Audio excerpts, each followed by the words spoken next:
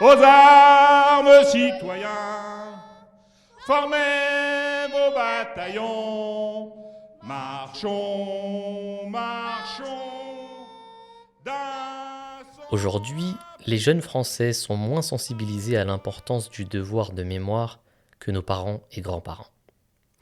Et le lien entre jeunesse et nation tend à être moins solide que par le passé. Face à ce constat, la communauté musulmane Ahmadiyya de France s'est mobilisée et a souhaité organiser des échanges entre anciens combattants et les enfants et jeunes de notre communauté autour de l'importance du devoir de mémoire. L'objectif de cet événement était de partager avec nos enfants et jeunes, ainsi que nos invités, que l'islam accorde une grande importance au patriotisme et au service du pays. Je voudrais tout d'abord vous informer que le saint prophète de l'islam, Mohammed, sallallahu alayhi wa sallam, avait lui-même enseigné que l'amour de la nation fait partie de la foi. Et de permettre aux jeunes d'échanger avec les anciens combattants sur le devoir de mémoire à travers leur expérience. Les échanges ont été précédés d'une cérémonie d'hommage aux morts pour la patrie, lors de laquelle les enfants et jeunes portaient le bleuet de France et brandissaient le drapeau tricolore. L'hommage a été suivi d'une minute de silence, d'une marseillaise chantée en chœur par tous les enfants et de l'hymne de la fondation du mémorial de l'OTAN.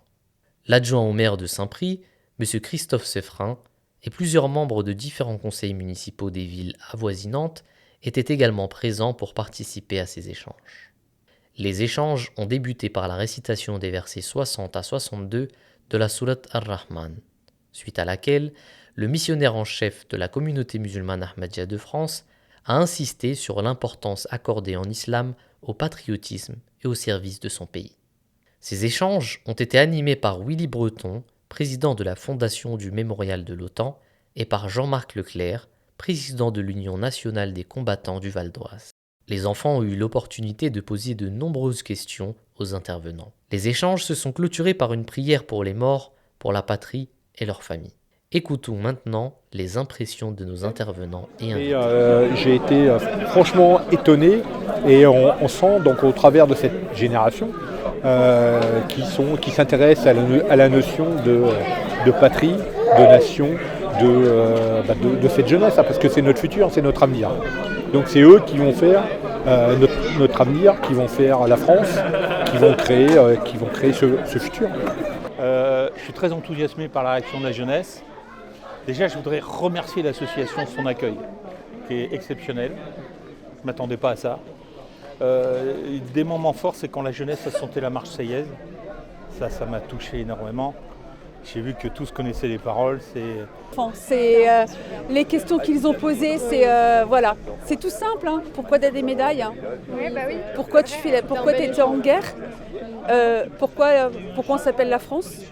Mais voilà, c'est tellement naturel que c'est un bel échange. Et comme d'habitude, hein, c'est pas la première fois que je viens, c'est super bien. Malheureusement, quand on va dans les événements sportifs ou ailleurs, la Marseillaise, elle n'est pas chantée par les gens. Donc aujourd'hui, je vois que dans une mosquée, les enfants musulmans chantent la Marseillaise.